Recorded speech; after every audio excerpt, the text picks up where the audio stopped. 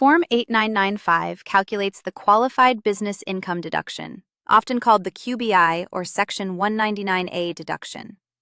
If you have income from a sole proprietorship, partnership, S corporation, or certain rentals, you may deduct up to 20% of that qualified business income. Use this simplified form if your taxable income is below the year's threshold. Above it, you use Form 8995A instead. Enter your name and Social Security number from your Form 1040.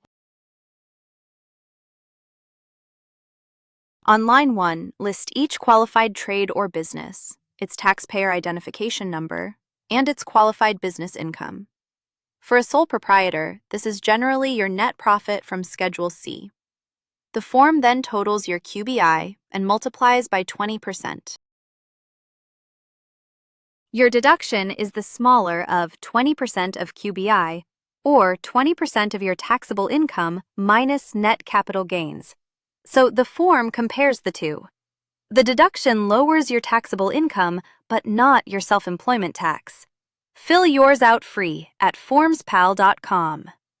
This is general information, not tax advice.